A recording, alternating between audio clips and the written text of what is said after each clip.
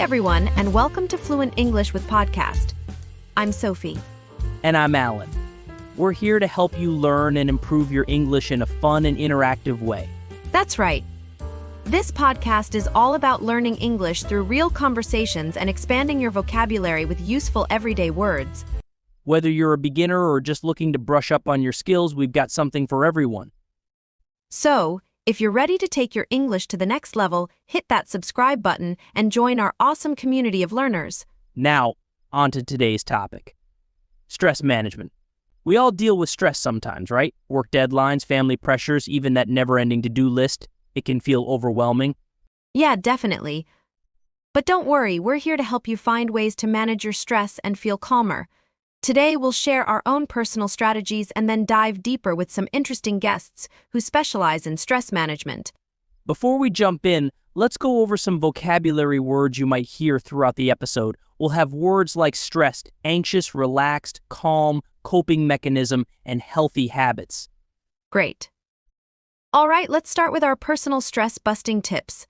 Alan, what do you do to unwind after a long day? Well, Sophie, I like to come home and disconnect for a bit. Maybe read a book, listen to some calming music, or take a walk in nature. Nature walks sound lovely. I actually find exercise to be a great stress reliever. Hitting the gym or going for a run helps me clear my head and feel energized.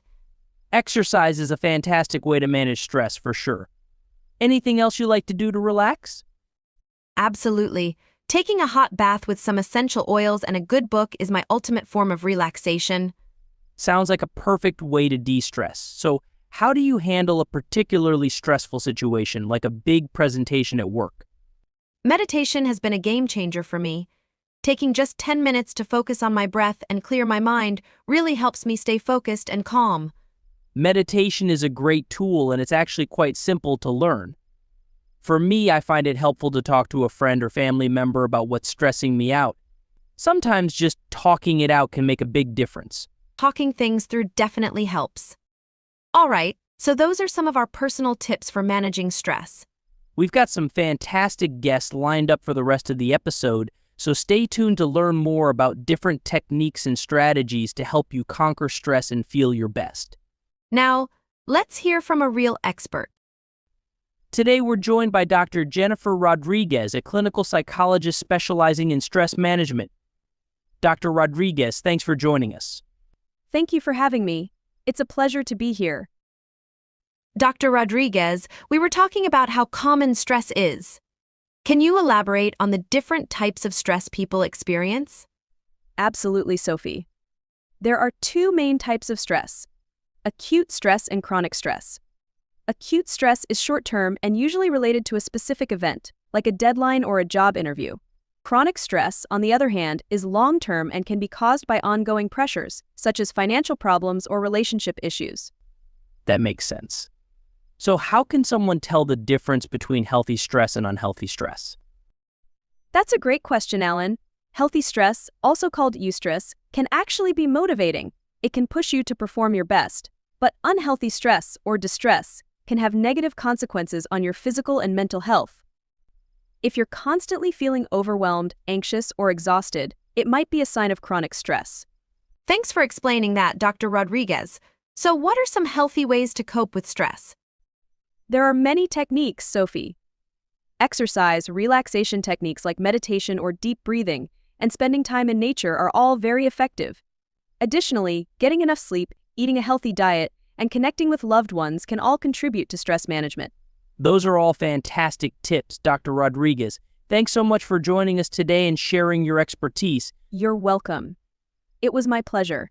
Thank you, Dr. Rodriguez. Now we're going to listen in on a conversation between two friends who are chatting about their stressful commutes. Let's see what they have to say. Ugh, this bus is late again. I swear, my commute is getting worse every day. Yeah, I tell you what, Sharon, traffic seems especially crazy lately. Stuck in bumper-to-bumper traffic for an hour is no way to start the day. Exactly. By the time I get to work, I'm already feeling stressed and behind schedule. Have you tried listening to audiobooks or podcasts on your commute? It might help take your mind off the traffic. I haven't. That's a good idea. What kind of podcasts do you listen to? Well, I actually listen to this one called Fluent English with Podcast. It's pretty interesting, and it helps me practice my English listening skills. Oh, cool. Maybe I'll check it out. You should. It's a lot of fun, and you might even learn some new ways to manage your stress. Hey, that would be great. Thanks for the tip, John. No problem at all. There you have it. Even a stressful commute can be an opportunity to learn something new. That's right, Sophie. And who knows, maybe Sharon will pick up some stress-busting tips from our podcast. You're right, Alan. So we're talking about stress management today, and next up, we have a listener question. Great. Let's hear what our listener wants to know. Hi, Sophie and Alan. I love your podcast. My question is, how can I manage stress when I have a lot of deadlines at work? Feeling overwhelmed? Thanks. Thanks for your question, Sarah. We've all been there. Deadlines can definitely be a major source of stress. There are a few things you can do, Sarah. First, try to prioritize your tasks. Make a list of everything you need to do and break it down into smaller, more manageable steps. That's a great tip, Alan. Once you have a plan, you'll feel more in control and less overwhelmed. Also, don't be afraid to ask for help. Talk to your colleagues or your boss if you're feeling overloaded. Delegating some tasks can free up some time and reduce your stress level. Absolutely, and remember to take breaks throughout the day. Get up and move around, take a few deep breaths, or do something you enjoy for a few minutes. A little break can go a long way in helping you stay focused and productive. Finally, don't forget to take care of yourself outside of work. Make sure you're getting enough sleep, eating healthy foods, and exercising regularly. Taking care of your physical and mental health will give you the resilience you need to cope with stress. Those are all fantastic tips, Alan. Thanks for sharing your expertise. We hope this helps you out, Sarah. If you have any other questions, feel free to leave your comments. So far, we've learned a lot about different types of stress, healthy coping mechanisms, and how to deal with specific stressors like commutes and deadlines. That's right. Now let's shift gears a bit and talk about some relaxation techniques. We all know exercise is great for stress relief, but what about other options? Absolutely. Today, we're going to take a virtual yoga class with certified yoga instructor, Miss Lee. Welcome to the show. Thank you for having me. I'm happy to be here and share some simple yoga poses that can help you de-stress. Fantastic.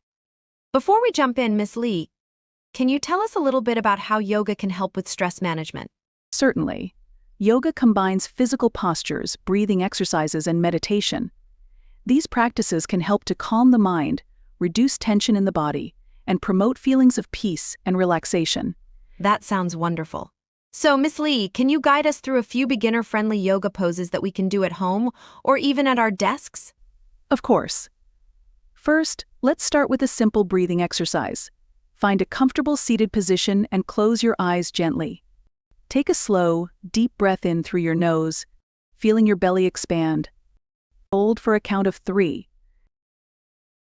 Then slowly exhale through your mouth. Repeat this breath cycle for a few minutes. Now that we've calmed our minds with some deep breathing, let's move our bodies gently through a few poses to release any built-up tension. Don't worry, these are all beginner-friendly and perfect to do at home or even at your desk. Wow, Miss Lee, that felt great. Even a few minutes of yoga can really make a difference. Absolutely, Alan. Thanks so much for sharing these techniques with us, Miss Lee. You're welcome. I encourage everyone to try yoga at home. There are many free online resources available for beginners. Thanks again, Miss Lee. We hope you enjoyed that relaxing yoga session with Miss Lee. Now that we've learned some practical techniques for managing stress in the moment, let's talk about some lifestyle changes that can help reduce stress in the long term. That's a great idea, Sophie. First, let's talk about sleep. Getting enough quality sleep is essential for both physical and mental health. When you're well rested, you're better equipped to handle stress. Exactly. Aim for 7 to 8 hours of sleep each night. Develop a relaxing bedtime routine to wind down before sleep. In addition to sleep, exercise is another key factor in stress management. Regular physical activity helps to reduce stress hormones and improve your mood. You don't need to spend hours at the gym. Even a brisk walk or a short yoga session can make a big difference. Also, it's important to maintain a healthy diet. Eating nutritious foods will give your body the energy it needs to cope with stress. Limit processed foods, sugary drinks, and caffeine. Focus on eating plenty of fruits, vegetables, and whole grains. And don't forget to schedule time for relaxation in your day. Make time for activities you enjoy, whether it's reading, listening to music, spending time in nature, or socializing with loved ones. Taking breaks throughout the day is also important. Get up and move around every hour or so, take a few deep breaths, or do some stretches. Finally, it's important to learn to say no. You can't do everything, and it's okay to set boundaries. Don't be afraid to delegate tasks or ask for help when you need it. By making these lifestyle changes, you can develop a healthier and more stress-resistant lifestyle. Thanks for joining us on this episode of Fluent English with Podcast. We hope you learned some helpful tips for taming the stress monster. Happy learning!